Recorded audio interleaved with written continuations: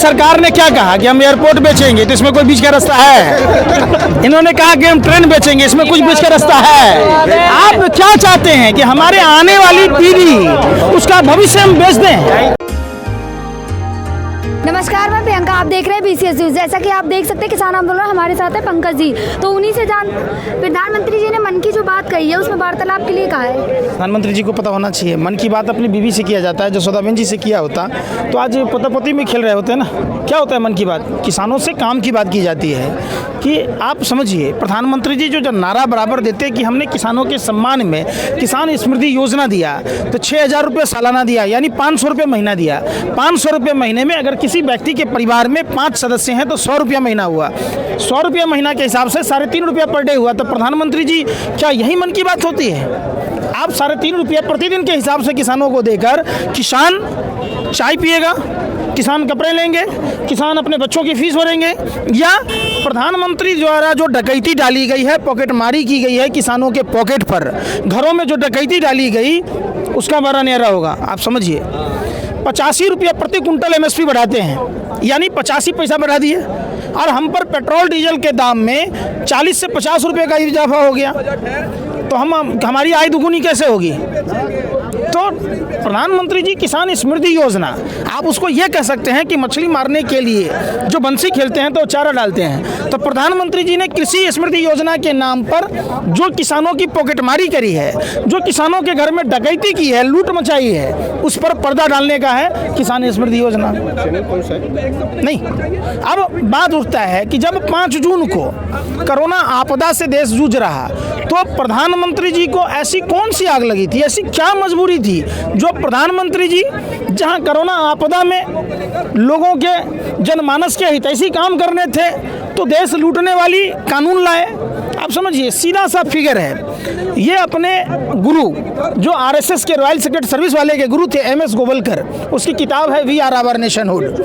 गोवलकर ने लिखा है कि 95% लोगों को गरीब बनाना, ये उसी एजेंडे पर काम कर रहे हैं, और 5% लोग, बट उनका तो कहना है 70 साल में जो कभी नहीं हुआ वो इस बिल में है, सुधार, किसानों के सुधार के लिए। शादी के कितने दिन हो गए प्रधानमंत्री जी के? तो क्या ऐसा कोई सुधार का कानून लाए होते ना कि प्रधानमंत्री जी पोता पोती में खेल रहे होते? 70 सालों में जो देश की पूर्ववर्ती सरकारों ने संपत्तियां बनाई, पहली बार ऐसा निकम्मा, निठल्ला, नकारा प्रधानमंत्री बना जिसने सब कुछ बेच दिया। आज बजट जो पेश किया प्रधानमंत्री, आप एक बात बताइए, जब आपके पॉकेट में पैसे नहीं हैं, आपकी कैपेसिटी नहीं है, तो नए संसद भवन बनाने की जरूरत क्या थी? आप समझिए ना, घर के बर्तन हांडे बेचकर, माँ के गहने जेवर बेचकर, घर के कपड़े लत्ते बेचकर आप अगर अय्याश की ज़िंदगी जी रहे, तो ये कोई तरीका है क्या? जब प्रधानमंत्री जी को पता है कि हम बजट पेश करेंगे, उसके लिए हमें एयरपोर्ट बेचना पड़ेगा, उसके लिए रेल बेचना पड़ेगा, देश की तमाम सार्वजनिक संस्था बेचना पड़ेगा, तो ये प्रधानमंत्री जी कर क्या रहे हैं कि अपने लिए विशेष विमान ला रहे, रामनाथ कोविंद जी के लिए ला रहे, वेंकैया नायडू के लिए ला रहे, नए संसद भवन का निर्माण कर रहे? आप समझिए ना, जब WHO ने 31 दिसंबर को कोरोना से संज्ञान लेने की बात की, 30 दिसंबर को कोरोना का पहला केस आया, चाइना के वुहान शहर में पढ़ने वाला केरल का छात्र आया, तो प्रधानमंत्री को क्या करना था? जनवरी के महीने में लॉकडाउन लगाने थे, और ये जो तमाम प्रक्रियाएं हुई, दिल्ली में चुनाव नहीं कराने थे, घर घर पर्चे नहीं बांटने चाहिए थे, ट्रम्प की गुलामी नहीं करनी थी, दीवार नहीं खींचनी थी। जहां जिस गुजरात में ये मुख्यमंत्री रह के आए, प्रधानमंत्री रहते हुए दीवार खींचनी पड़ी। मतलब आप समझ सकते हैं कि गुजरात का जो विकास मॉडल था उसका ढोल फूट गया और खुल गया पोल। क्या होता है आप बताइए ना, जमाखोरी पर से प्रतिबंध आपने हटा दिया। जब वो जमाखोर, आपने देखा होगा यूपी में, हरियाणा में पेट्रोल पंप मालिक किसानों को तेल नहीं दे रहे थे, तो जब एक छोटा सा व्यापारी के हाथ में पेट्रोल पंप आया तो वो तेल नहीं दे रहा। जब अंबानी अडानी जैसे व्यापारियों के हाथ में पूरी देश की खाद्यान्न अगर आएगी, तो क्या हमें वो खाने को देंगे? आप समझो ना, कैसे माइंड कंट्रोल किया जाता है। देश में एक षड्यंत्र के तहत, एक साजिश के तहत और एक प्रयोग के तहत किसानों को लगातार आरोप पर आरोप लगाते रहे। 26 जनवरी की घटना में कई भारी चूक सरकार के द्वारा हुई। सरकार इस षड्यंत्र के, इस प्रयोग के और इस साजिश के मुख्य सूत्रधार है। दिल्ली पुलिस जब किसानों ने राष्ट्रीय पर्व में शरीक होने की बात की तो दिल्ली पुलिस आधी रात को रूट डाइवर्ट क्यों किया? दूसरी बात, एक आम आदमी का फोटो नरेंद्र मोदी जी के साथ नहीं हो सकता है, एक आम आदमी का फोटो तारीपार गृह मंत्री के साथ नहीं हो सकता है, धर्मेंद्र, हेमा मालिनी और सनी देओल जैसे सरीखे जैसे अभिनेता के साथ नहीं हो सकता है। वो आदमी अपने पूरे ग्रुप के साथ लाल किले में झंडा फहरा के जाता है। ये तो शुक्र कहिए कि झूठ के हाथ पैर नहीं होते। उसने लाइव की और वो मामला एक्सपोज हुआ, नहीं तो देश के किसानों को देश की मीडिया क्या नहीं कह देती। बिल्कुल समझिए। उसके बाद आपने देखा होगा किस तरीके से भाजपा के विधायक देश के किसानों को, गुज्जर साहब धमका रहे, लोनी के विधायक। आपने देखा होगा परवेश सिंह साहिब वर्मा, अनुराग ठाकुर, कपिल मिश्रा जिसने दिल्ली में दंगे कराए, उनका आदमी अमन डबास जिसकी धर्मपत्नी बवाना से वार्ड काउंसलर है, किस तरीके से सिंधु बॉर्डर पर हमले किए। आपने देखा होगा टिकरी बॉर्डर पर इतनी पुलिस फोर्स व्यवस्था होने के बावजूद, सीसीटीवी कैमरे होने के बावजूद, दो डंपर, इतने बड़े बड़े पत्थर के टुकड़े कहां से आए? कोई कंस्ट्रक्शन का काम नहीं हो रहा था। और अभी फिर षड्यंत्र देखिए, दिल्ली के तमाम बॉर्डरों पर देश के पालनहार अन्नदाता किसान भाई जो आंदोलन कर रहे हैं, किस तरीके से इसको बदनाम किया जाए, सरकार दिन रात चिंतन मनन करती है। आप देखेंगे कि बॉर्डर के अंदर आम आदमियों को आने नहीं दिया जा रहा है। जो लोग किसानों को मदद करने के लिए आना चाह रहे हैं उनको रोका जा रहा है। सरकार की मंशा प्रशासन के साथ मिलकर जानबूझकर इस तरीके के षड्यंत्र चालू किया जा रहा है कि किसान आंदोलन को मजबूती न मिले। दूसरी कि आम देशवासियों का किसानों के प्रति नफरत की भावना पैदा करने के लिए प्रशासन के लोगों को आने जाने नहीं दे रही। तो प्रशासन और सरकार की जवाबदेही देश के किसानों की मांगे मानने की है या हमेशा निरंतर स्टेप बाय स्टेप प्रतिदिन षड्यंत्र करने की है? देश पूछता है। भारत जितने भी कांड हुए देश में, चाहे वो पुलवामा कांड हो या दिल्ली चुनाव से पहले वही डीएसपी देवेंद्र सिंह जो पुलवामा में था, दिल्ली चुनाव से पहले 12 लाख रुपया लेकर आतंकवादी को लाया, तो उस डीएसपी देवेंद्र सिंह पर कार्रवाई क्यों नहीं होती? जो कपिल गुज्जर जामिया के छात्रों के ऊपर फायरिंग की, उस पर कार्रवाई क्यों नहीं होती? दीप सिद्धू और लखा सिधाना जो लाल किले का मास्टरमाइंड है, किसके कहने से उसके फोन चैटिंग वगैरह क्यों नहीं जांच किए जाते, क्यों नहीं पकड़े जा रहे? समझिए। आपने देखा होगा जेएनयू में छात्रों को मारने वाली कोमल शर्मा पर कार्रवाई क्यों नहीं होती? जो दिल्ली में दंगे कराए कपिल मिश्रा पर कार्रवाई क्यों नहीं होती? आप समझिए। देश में जितने षड्यंत्र देखेंगे उसके पीछे कहीं ना कहीं भाजपा आरएसएस के लोग हैं। और ऐसी पार्टी पर, राष्ट्रद्रोही पार्टी पर सरकार को, संविधान विशेषज्ञों को, सुप्रीम कोर्ट को, जो लोग कानून के रक्षक हैं, जिनको कानून बचाने की जवाबदेही है, उस पर अविलंब कार्रवाई करनी चाहिए। सबसे पहले देश के तारीपार गृह मंत्री को, अपने लोनी के विधायक पर कार्रवाई करनी चाहिए जो समाज तोड़ने की बात कहता है, जो भारत को तोड़ने की बात करता है। क्यों नहीं किया जा रहा है? सवाल उठता है ना। क्या भाजपा नेताओं के लिए कुर्सी ही सबसे प्यारी है जो नहीं बोल रहे? किसानों को लगातार टारगेट किया जा रहा है, नित्य प्रतिदिन एक नए आयाम गढ़े जा रहे, प्रयोग किए जा रहे, कैसे देश के किसान भाइयों को बदनाम किया जाए। आगे की रणनीति क्या होगी आपकी? अब कुछ भी रणनीति नहीं होती। हम लोग सत्य अहिंसा के रास्ते पर चलते हुए राष्ट्रपिता महात्मा गांधी के मार्गदर्शन में जैसा उन्होंने हमें बता के गए वैसे हम लोग आंदोलन कर रहे हैं। आपने देखा किसानों के आंदोलन से कहीं किसी की क्षति हुई हो? हमारे सरकार में बैठे हुए लोगों को यह दिखता है किसने जींस पैंट पहना, किसने बिरयानी खाई, किसने पिज्जा खाया। सरकार को यह नहीं दिखती कि हमारे देश के पालनहार अन्नदाता किसान भाई, जो वर्तमान रक्षा मंत्री, जो उत्तर प्रदेश के मुख्यमंत्री थे, किसानों को भगवान कहते, दूसरे भगवान आए हैं। तो क्या आज इन भगवानों में उन्हें शैतान नजर आ रहा है, उन्हें आतंकवादी नजर आ रही है, उनमें क्या टुकड़े गैंग के नजर आ रहे हैं? ये जो लोग हमारे देश के पालनहार अन्नदाता किसान भाई शहीद हुए हैं, ये मौत नहीं है, ये हत्या है जो सरकार द्वारा प्रायोजित थी। सरकार ने जानबूझकर हमारे देश के किसानों को मरने दिया। सरकार चाहती देश के भगवान आइए, उन्हें मान सम्मान के साथ सरकार कहती कि हम कानून वापस लेंगे, लेकिन सरकार की मंशा देखिए, हम बार बार तारीख पर तारीख दे रहे हैं। क्यों दे रहे हैं? कि इसमें जनता में निगेटिव फैलाया जा सके कि ये जो चंद लोग बैठे हैं ये लोग दिग्भ्रमित कर रहे हैं, जबकि सरकार की मंशा साफ है कि किसानों की मांग नहीं मानने की, और इसलिए किसान को बदनाम किया जा रहा है। कहना है कि हम मतलब जो 70 सालों में भला नहीं हुआ, किसानों का भला करना चाहते हैं, बीच में ये मतलब इन्होंने जैसा जसोदाबेन जी को भला किया ना, ऐसा भला नहीं चाहिए ना भाई, आप समझिए। इन्होंने जसोदाबेन जी का भी भला किया था, उनको भी होल्ड में डाला, जिसकी मांग में सिंदूर भरा उनको छोड़ दिया, राम नाम रटना पराया माल अपना आप निर्भर बना दिया। वो भला नहीं चाहिए जो गरीबों को अनप्लान्ड लॉकडाउन में ट्रेनें बंद कर दी, बसें बंद कर दी, अपने आप चलो, बैलगाड़ी से बैलें छीन ली कि आदमी खुद बैल बन जाए, नहीं समझे? वैसा भला नहीं चाहिए ना भाई। युवाओं को बेरोजगार बनाने की बहुत बड़ी साजिश, जो प्रधानमंत्री 2 करोड़ युवाओं को रोजगार देने की बात कह रहा था, ऐसा भला नहीं चाहिए।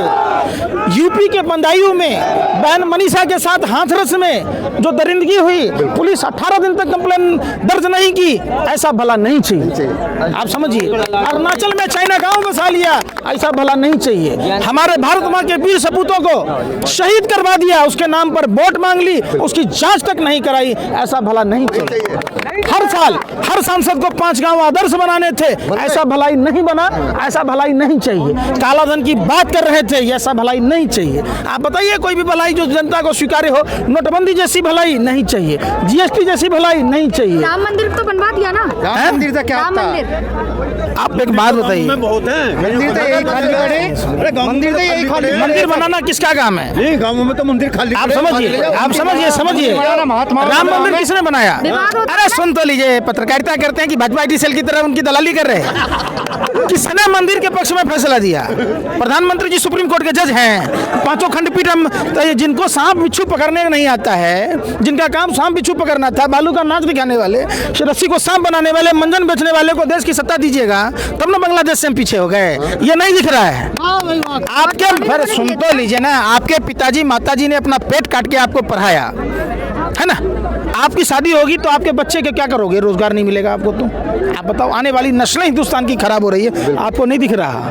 उनका कहना है कि 70 साल में जो स्थिति खराब हुई थी उसे संभालने में थोड़ा टाइम लगेगा। अरे भाई सुनिए ना, अरे सुनिए प्रभु श्री राम, सुनिए, राम और कृष्ण को कभी आपने देखा है? आप सुनिए पहले बात, प्रभु श्री राम अपनी गर्भवती पत्नी को महर्षि वाल्मीकि कुटिया में छोड़ दिया था कि प्रभु श्री राम उस प्रजा को एन केन प्रकार पिटवाने में लगा था, बदनाम करने में। उनको भी कह देता वो कि आतंकवादी है, क्रिमिनल है, ऐसा बोला प्रभु श्री राम ने। उस मामूली से आम नागरिक की बात पर अपने गर्भवती पत्नी का परित्याग किया। आप हर बात में हसुआ के ब्याह में खुरपी के बाराती करते हैं, कैसे काम चलेगा भैया? हर चीज में धर्म जोड़ दीजिएगा। धर्म में आप देखे थे प्रभु श्री राम अपने सैनिकों को मरवाया कहीं पर? आप बता दीजिए कि मरवा दिया हो। तो पुलवामा की घटना हुई, जांच क्यों नहीं हो रहा है? प्रभु श्री राम की क्या कहते हैं कि जांच नहीं होगी? आप हर चीज को धर्म से मत जोड़िए। आखिर जब सीआरपीएफ के अधिकारियों ने रक्षा मंत्री को चिट्ठी लिखी कि हवाई जहाज हेलीकॉप्टर मुहैया कराना था, कौन लोग थे जो बगैर बुलेट प्रूफ बस में भेज दिए? क्या इंटेलिजेंस की रिपोर्ट पर ध्यान नहीं दिया जाता? क्या लाल किले के कांड से पहले भी इंटेलिजेंस रिपोर्ट था? तो इंटेलिजेंस का काम क्या है आप बताइए ना, कौन लोग थे? जो स्वामी को कहां से पता? आप समझिए, बगैर बुलेट प्रूफ बस में हमारे भारत माँ के वीर सपूतों को भेज दिया गया। जब आर्मी की लाइन जा रही थी तो उसमें सिविलियन कार कैसे गई? जब सैटेलाइट पंजाब, हरियाणा, पश्चिम उत्तर प्रदेश के किसानों के खेत के पुआल को बता देता है कि जल रहा है, तो क्या सैटेलाइट ये नहीं बता रहा कि वो कार किसकी थी जिसमें 300 किलो से अधिक आरडीएक्स और जेलेटिन थे? ये सवाल उठता है ना। वही डीएसपी देवेंद्र सिंह जब पुलवामा में था, वही दिल्ली चुनाव से पहले दिल्ली में आतंकवादियों को लाया, तो क्या इस पर एनआईए चार्जशीट दाखिल नहीं होना चाहिए? कौन है अर्नब गोस्वामी? समझिए, पत्रकार, वरिष्ठ पत्रकार, आवारा कुत्ते की तरह भौंकने वाला 2 कौड़ी के लुच्चे लफंगे पत्रकार को वरिष्ठ पत्रकार कहेंगे, जो पुलवामा की घटना पर जश्न। अरे सुनिए ना, देशद्रोही, राष्ट्र विरोधी 2 कौड़ी का लुच्चा लफंगा आवारा कुत्ते की तरह भौंकने वाला, जो पालघर की घटना पर इटली तक पहुंच जाता है, पुलवामा की घटना पर पुलवामा तक पहुंचने में इसको अपने छठी रात का दूध याद आता है। किसान आंदोलन आने आने छठी रात का दूध याद आता है? कौन है? 306 का मुद्दा है। और आपकी जानकारी के लिए बताऊं, बीपीएल का मालिक भाजपा का राज्यसभा सदस्य उसका पार्टनर है, आपको पता है? आप कहिएगा जी न्यूज सुभाष चंद्र बाबू द्वारा है, कौन है? आप समझिए, जिसने भारतीय बैंकों में डकैती डाली, भारत का लुटेरा जो भाजपा का राज्यसभा सदस्य है, वही जी न्यूज का मालिक है। आप सारे पत्रकारों का खंगालिएगा तो ये सब कहीं ना कहीं सरकार के दलाल हैं। जितना झुमका नहीं गिरा बरेली के बाजार में, उतना देश के दलाल मीडिया के भरवे पत्रकारों का असर गिर गया भाजपा की सरकार में। आपको क्या लगता है, मोदी जी ने तो घर बार छोड़ दिया, वो लेके कहाँ जाएंगे? वो लेके कहाँ जाएंगे? उन्होंने सब क्या कर दिया? गब्बर सिंह कहाँ लेके गया था? 16 फिल्म देखा आपने? अरे 16 फिल्म देखा है? कौन कौन लोग देखे 16 फिल्म? गब्बर को कोई था आगे नाथ न पीछे पगा बगैर लगाम का कूदे गधा, तो गब्बर सिंह डकैती डालता था कि नहीं? तो ये आधुनिक भारत के गब्बर सिंह हैं। हाँ, वैसी बात कह रहे। अरे गब्बर सिंह के पास कौन था पत्रकार महोदय? आगे पूछिए। अय्यासियों में उड़ाता था ना, ले जाता था, अय्यासी में उड़ाता था। नेताजी ये कहाँ मतलब? आप उनके घर गए हैं कभी? आज तक आप एक बात बताइए, मशरूम की सब्जी खाए हैं? 10 लाख का सूट पहने हैं आप, 5 लाख का बूट पहने हैं, 1.5 लाख का घोड़ी और 1.5 लाख का चश्मा, 1.25 लाख का कॉलम जर्मनी से आता है किसी का? अरे तो भाई मिलता है दान में लोग देते हैं। हमको भी दान दे दीजिए ना भाई, हमको भी जरूरत है, दान दे रहे। अरे आप समझिए, आप अपने रिश्तेदारों में अगर किसी ने आपके शादी में, मरनी हरनी में, छठी चिल्ला में अगर 100 रुपया दिया तो आप भी 100 ही देते हैं, आप उसको 1 लाख नहीं देते हैं। तो ये सब भाषा मत समझाइए दान में क्या आया, नहीं समझे? अंदर क्या है, भीतर क्या है, सबको पता है। सब जानती है, ये पब्लिक है। अब आप क्या चाहते हो, सरकार को क्या कहना चाहते हो? हम कुछ नहीं चाहते, हम तो कहते हैं कि सरकार ये कानून वापसी ले ले, हमारी घर वापसी हो जाए, वो अपने घर में मस्त रहे, हम अपने घर में मस्त हैं। बीच रास्ता नहीं निकल सकते, बीच का क्या रास्ता? माने अभी सरकार ने क्या कहा कि हम एयरपोर्ट बेचेंगे, तो इसमें कोई बीच का रास्ता है? इन्होंने कहा कि हम ट्रेन बेचेंगे, इसमें कुछ बीच का रास्ता है? आप क्या चाहते हैं कि हमारे आने वाली पीढ़ी उसका भविष्य हम बेच दें, आपके हाथ में गिरवी रख दें? आप यही कहना चाहते हैं? देश के दलाल मीडिया के भरवे पत्रकारों ने गैंगस्टर की भूमिका निभाई हुई है, इसीलिए लोग विरोध नहीं करते हैं। आजकल जैसे रावण कौरव और कंस, जो लोग उनको सही बात बताता था वो गद्दार था। आज ये रावण कौरव और कंस की तरह असुर प्रवृत्ति के लोग बैठे हैं, जो बात तो करते हैं राम राज्य की, लेकिन कार्यशैली उनकी रावण राज वाली है, कौरव वाली है, कंस वाली है। आपने देखा होगा। पंडित जी लगे रहो, हम घर कब जाओगे? कौन? जब कानून वापसी हो जाएगी घर चले जाएंगे। जिंदा हैं तो विरोध कर रहे, मर गए तो नहीं कह सकते। हाँ जी, बिल वापसी घर वापसी, बस बिल वापसी नहीं तो घर वापसी नहीं।